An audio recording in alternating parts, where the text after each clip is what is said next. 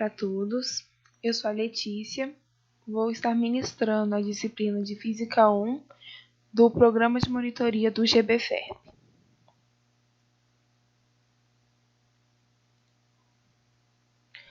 Os conteúdos que nós vamos ver nessa videoaula vai ser velocidade média e velocidade vetorial média. Ao longo das videoaulas que se seguirão dos conteúdos da Física 1, nós veremos cinética, mecânica e leis de Newton. A velocidade média ela é a variação do espaço em um determinado intervalo de tempo. A fórmula da velocidade média é essa daqui, que é a variação do espaço sobre a variação do tempo. A variação do espaço ela é dada pela posição final menos a inicial. Toda vez que aparecer essa simbologia com esse ozinho aqui na frente, vai estar sempre denotando que é algo inicial, como aqui na variação do tempo, que é o tempo final menos o tempo inicial. Um exemplo que eu trouxe de velocidade média é essa questão aqui. Uma viagem foi realizada em 3 dias. No primeiro dia, foram percorridos 284 quilômetros, em 5 horas e 45 minutos.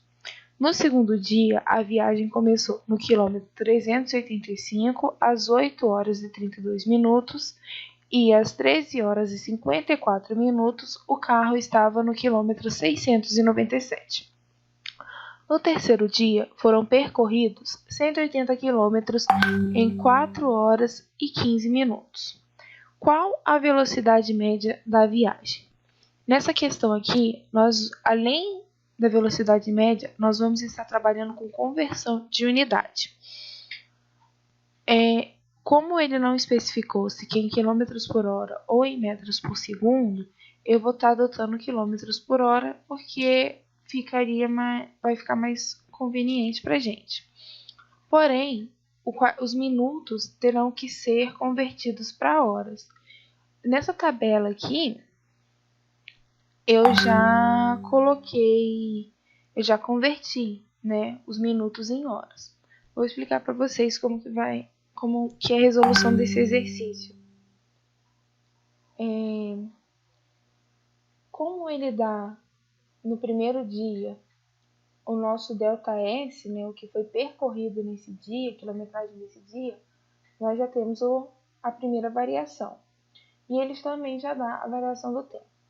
Tendo a conversão, nós obtemos esse valor aqui, 5,35 horas.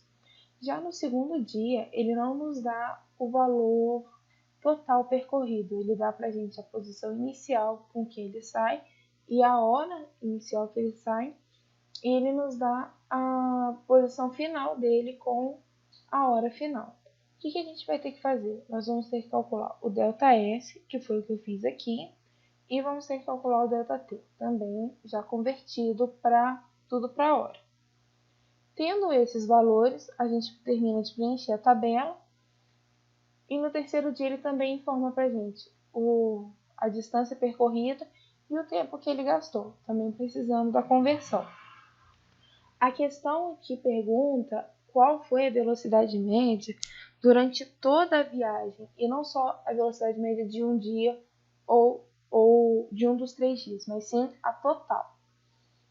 Para a gente poder achar essa velocidade total, é necessário fazer a soma da distância percorrida nos 3 dias, que dá esse valor de 776, e também o tempo que foi gasto nos 3 dias, que dá esse valor de 15,37 horas. Tendo esses dois valores, a gente substitui na fórmula 776 dividido por 15,37, nós vamos ter que a velocidade média da viagem foi de 50,497 km por hora. Outro tópico que nós vamos considerar agora é o de velocidade vetorial média. A velocidade vetorial média, ela acontece porque, às vezes, uma partícula que está se movimentando num plano XY, por exemplo, ela pode ser representada na forma de um vetor. Quando essa partícula for representada na forma de um vetor, nós vamos calcular a sua velocidade de maneira vetorial. E como que vai acontecer? Nós utilizaremos o vetor deslocamento ao invés da variação de espaço. O vetor deslocamento ele é dado a partir do vetor posição inicial e do vetor posição final. É a mesma fórmula da velocidade média. Outro detalhe muito importante é que a representação da velocidade vetorial ela é dada em notação de vetor. Eu acredito que todos vocês tenham visto isso em geometria analítica. Quando a gente começa a estudar vetor em geometria analítica, a gente vê essa notação vetorial. Na física ela é usada também, só que de uma maneira um pouco diferente. Eu trouxe aqui um exemplo para a gente conseguir entender melhor nessa questão da velocidade vetorial média. O exemplo é o seguinte: uma partícula ela se move no plano x, y, sua posição inicial é r0, que é esse valor aqui, e após 4 minutos a sua posição é o r, é o vetor r, que é este valor aqui, e está sendo dado em metros.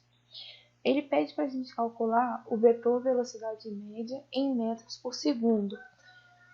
O vetor velocidade média ele é dado por essa função que está aqui em vermelho. Então, a gente tem que chegar no final da conta com essas informações aqui. Velocidade média em x e velocidade média em y. Como que funciona? Quando a gente vê esse tipo de informação, a gente tem que entender que o número que está acompanhando o i, ele representa o x. E o número que está acompanhando o j representa o y. Então, para nós calcularmos a velocidade média em x, primeiro a gente tem que achar a variação do espaço, né, o delta_x da distância que foi percorrida por essa partícula. Então, nós continuando, para a gente poder achar o delta_x, o que a gente vai fazer? A gente vai pegar a informação da posição final que a gente tem, que é esse valor de menos 87, e vai diminuir pelo valor inicial, que no caso é 10. Achando a variação de x, nós calculamos a velocidade média em x. A mesma coisa em y. A gente vai pegar a posição final, diminuir pela inicial, preste atenção nos sinais, que é extremamente importante. Achou a variação, joga na fórmula, temos o valor da velocidade média em y. O ΔT eu calculei aqui do ladinho. Como ele me deu em minutos, eu passei para segundo, somei aos 12. Nós temos a variação de tempo que é usada aqui nas fórmulas. Como que é a resposta dessa questão, né? Ele pediu para a gente o vetor velocidade média. Então, o vetor velocidade média, a gente tem que pegar as duas velocidades e escrever na forma vetorial da velocidade. E é dada em metros por segundo. Aqui eu trouxe para vocês o cálculo de módulo. O cálculo do módulo seria só a velocidade média mesmo, normal da partícula. A fórmula é colocar as duas velocidades, tanto a x quanto a y, elevadas ao quadrado dentro da raiz. Tendo essas duas informações, é só jogar na fórmula. Um outro exemplo que eu trouxe aqui para vocês é este aqui, olha só. Calcule o vetor velocidade em notação de vetores de uma partícula que se movimenta no plano xy conforme a figura. Então, a nossa partícula é essa setinha que está para cá. Se vocês estão enxergando, esse aqui é o nosso vetor. Esse vetor ele está nessa velocidade aqui, de 62 metros por segundo. Só que ele quer em forma de notação de vetores. A gente sabe que a notação de vetores é essa formulazinha aqui, certo?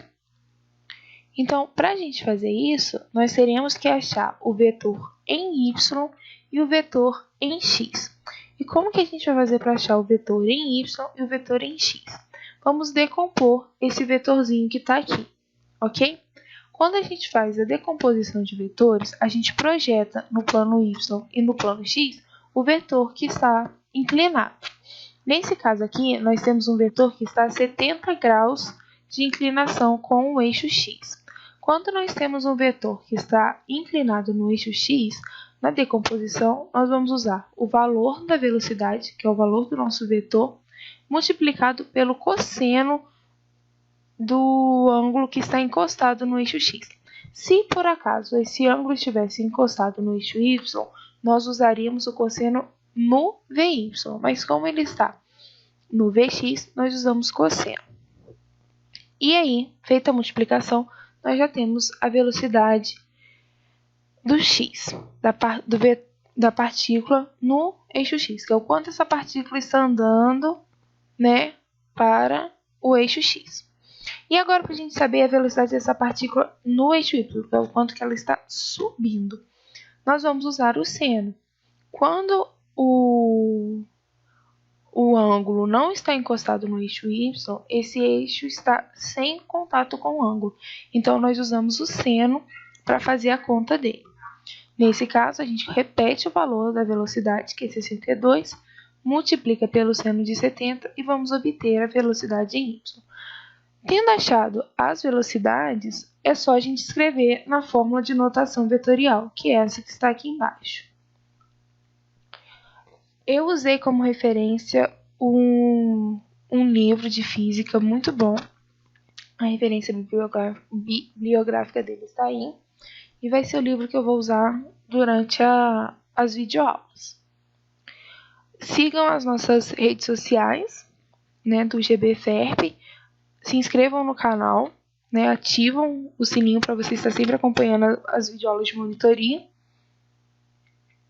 E eu estou deixando aqui o meu WhatsApp e o meu e-mail, caso vocês tenham alguma dúvida a respeito do vídeo, se alguma coisa não ficou muito bem explicada, pode me mandar mensagem que eu vou responder. E se vocês tiverem dúvidas de exercício também dos professores, pode mandar que eu vou fazer de tudo para tentar ajudar vocês. Eu agradeço muito, até o próximo vídeo.